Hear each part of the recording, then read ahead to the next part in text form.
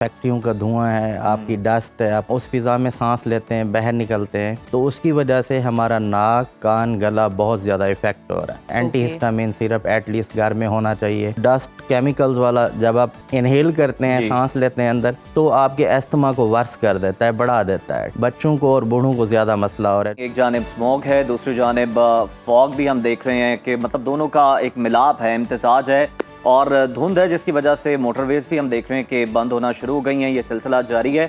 हुकूमती इक़दाम के बावजूद सूरत हाल ये है कि लाहौर समेत पंजाब के मुख्तलिफ इलाके स्मॉग की लपेट में हैं, जैसा कि आप सब जानते हैं। और इसी के पेश नज़र तालीमी इदारे बंद किए गए हैं, तालीमी सरगर्मियाँ मअतल हैं। कुछ इलाकों में ग्रीन लॉकडाउन भी हुकूमत की जानिब से लगाया गया, मगर स्मॉग है कि इसकी शिद्दत हर गुजरते दिन के साथ कम होने की बजाय उल्टा बढ़ती जा रही है। लाहौर हाईकोर्ट में एक 3 साला बच्ची ने स्मॉग के खिलाफ दरख्वास्त दायर की, जिसमें यह मौक़िफ़ इख्तियार किया कि फ़ज़ाई आलूदगी से कमसिन बच्चे और बुजुर्ग बुरी तरह मुतासर हो रहे हैं।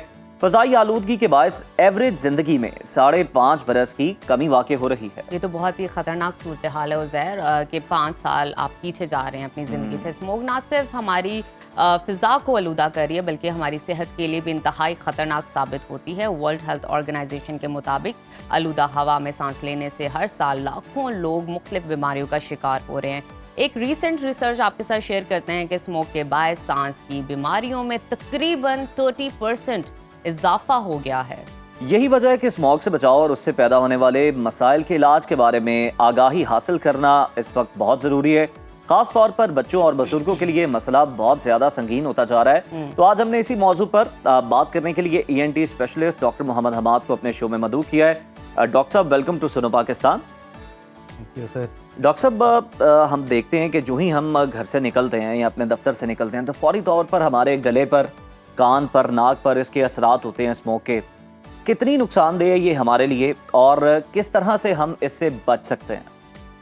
सर देखिए, जैसा कि आपने देखा है, जो इस टाइम लाहौर में मौसम है जी, वो बहुत ज़्यादा, उसमें जो है ना गर्दो गुबार है, उसमें डस्ट है, स्मोक है। बेसिकली स्मोक जो है ना वो इन्हीं का फैक्ट्रियों का धुआं है, आपकी डस्ट है, आपका स्मोक है, ये जो आपके ऑटोमोबाइल्स हैं, इनकी वजह से बेसिकली फोग तो एक नेचुरल अमल है जो अल्लाह ताला की तरफ से है, लेकिन वो उसमें मिक्स हो के स्मोक बन रहा है।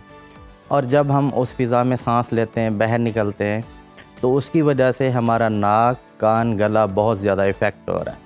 और ख़ास तौर पे पेशेंट हमारे पास जो प्रेजेंट कर रहे हैं, जो आजकल मतलब जिनको बहुत ज़्यादा कफ़ हो रही है, इरिटेशन हो रही है, गले में ख़राश हो रही है, गले में सोजिश है, पेशेंट कहता है मुझे गले में दर्द है और मुझे खांसी इस तरह की आ रही है कि उनकी कफ सेटल ही नहीं हो रही, ठीक ही नहीं हो रही। बिल्कुल। हमारे पास जब पेशेंट आ रहा है, और वो वाले पेशेंट जो थोड़े से एजेड हैं और बच्चे, उनको ये बहुत ज़्यादा इफ़ेक्ट कर रही है, क्योंकि उनके जो नॉस्ट्रियल हैं वो ब्लॉक हो जाते हैं, नोज़ ब्लॉक हो जाता है। ऑलरेडी चेस्ट का उनको इशू होता है। जी, और बिल्कुल। फिर वो जी। अच्छा डॉक्टर साहब, बताइए कि ये तो अलामात होगी ना कि आपका सीना जकड़ा जाता है, आपकी स्किन इफेक्ट हो रही है, इसके साथ सांस की आपको बीमारियां लग रही हैं, आंखों से पानी निकल रहा है, सुर्ख हो रही हैं।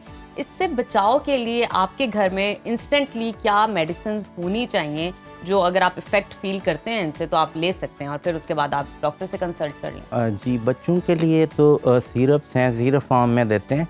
आप एंटी हिस्टामिन सिरप मिलते हैं, डिफरेंट कंपनीज बनाती हैं। अब मैं किसी की ब्रांड का नाम नहीं लूँगा, लेकिन एंटी हिस्टामिन सिरप काफ़ी सारी मल्टीनेशनल कंपनीज बना रही हैं। एंटी हिस्टामिन सिरप एटलीस्ट घर में होना चाहिए। अगर किसी बच्चे को नज़ला हो रहा है या उसको फ्लू हो रहा है तो स्टार्ट करा दें एंटी हिस्टामिन। इसके अलावा मास सेल स्टेबलाइजर्स होते हैं, अगर किसी बच्चे को सांस लेने में थोड़ा मसला हो रहा है तो मास सेल स्टेबलाइज़र, वो भी साशे फॉर्म में या सिरप फॉर्म में, टेबलेट फॉर्म में अवेलेबल है मार्केट में, वो होने चाहिए घर में। इसके अलावा अगर बच्चे को फीवर हो रहा है तो उसके लिए सिरप फॉर्म में एंटीपैरेटिक अवेलेबल्स हैं, डिफरेंट कंपनियों के एंटीपैरेटिक सिरप घर में होने चाहिए। इसके अलावा जो एस्थमेटिक पेशेंट है ख़ास तौर पे, वो अपने साथ बहुत प्रॉब्लमेटिक है ये चीज़, उनको मैडम अपने साथ इनहेलर रखना चाहिए। इनहेलर रखना चाहिए ताकि बर वक्त वो अपने सांस। अच्छा डॉक्टर साहब, आपने ये बच्चों के हवाले से खास तौर पे बताया कि कौन सी मेडिसिन घर में होनी चाहिए। मतलब कितने साल के जो बच्चे हैं, कितनी उम्र के जो बच्चे हैं, उन्हें बाहर निकलने से बहुत ज़्यादा जो है अवॉइड करना चाहिए, उन्हें रोकना चाहिए, और किस हद तक ये ज़्यादा इफेक्ट करता है, किस एज ग्रुप पर? सर ये स्कूल गोइंग जो चिल्ड्रन है जी, जो स्कूल बच्चे जा रहे हैं, उन पे ज़्यादा इफेक्ट करता है, क्योंकि उनकी ग्रोइंग एज होती है। ठीक है।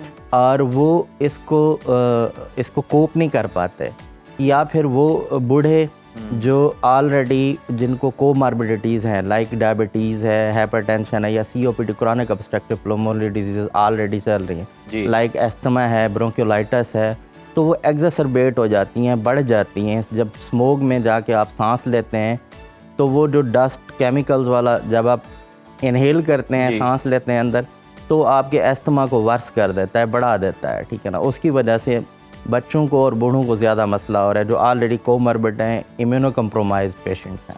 और मास्क कितना मददगार साबित हो सकता है इसमें? सर मास्क बहुत ही ज़्यादा मददगार है। जैसे आपने देखा कोरोना में हमने कहा था कि मास्क पहने, तो मास्क एक फर्स्ट लाइन आपका डिफेंस बन गया है इस टाइम, ठीक है ना।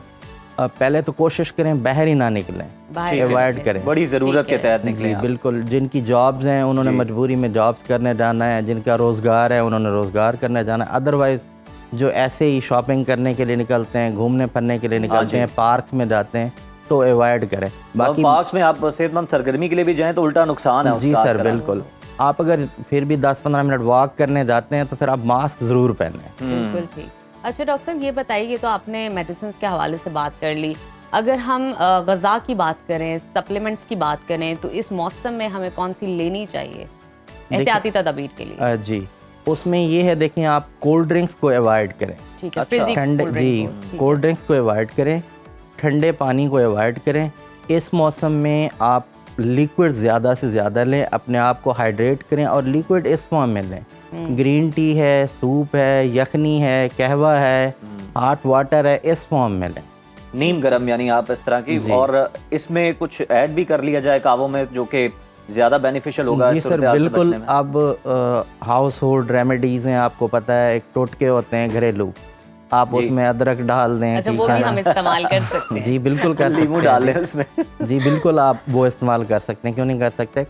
और कोशिश करें जो है ना, जब सुबह उठें तो उस वक्त गार्गल्स कर लें, नीम गर्म पानी में थोड़ा सा नमक टेबल साल्ट ऐड करके उससे गार्गल्स कर लें। ये बड़ा मुश्किल काम है मोस्टली लोगों के और उसमें नमक के साथ अगर वो शायद उसे सूखा धनिया ही कहते हैं, अगर वो भी ऐड हो जाए तो वो फिर और मुश्किल हो जाता है आपके। सच में ये सीरियस सवाल है, अगर किसी के लिए मुश्किल हो तो उसके अलावा अल्टरनेट में क्या करें? अल्टरनेट में मैडम ये है कि फिर आप ग्रीन ले लें। जी स्टीम ले लें, और टीज ज़्यादा करें। जी बिल्कुल, लिक्विड ज़्यादा लें, हॉट लिक्विड ज़्यादा लें, काफ़ी है, ग्रीन टी है आपकी, जो ये पसंद करते हैं तो फिर इस फॉर्म में लें। नेबुलाइज आप कर सकते हैं, अगर आप चाहें तो आजकल पोर्टेबल नेबुलाइज़र मिल रहे हैं जी, तो बच्चों के लिए तो बड़े अच्छे हैं, और बूढ़ों के लिए ख़ास तौर पे एक नेबुलाइज़र ख़रीद के अपने घर में रखें, बेशक उसमें नॉर्मल सलाइन डाल के, उसी वक्त इलेक्ट्रिक नेबुलाइज़र मिल रहे हैं। बिल्कुल ठीक है। उससे फ़ौरन अगर आपको कंजशन हो रही है, नेज़ल कंजशन हो रही है और कफ आ रही है, बार बार सांस लेने में मसला हो रहा है, घर में छोटे बच्चे हैं या बूढ़े हैं, तो उनको फ़ौरन नेबुलाइज करवाएं। बिल्कुल ठीक, बहुत शुक्रिया डॉक्टर साहब।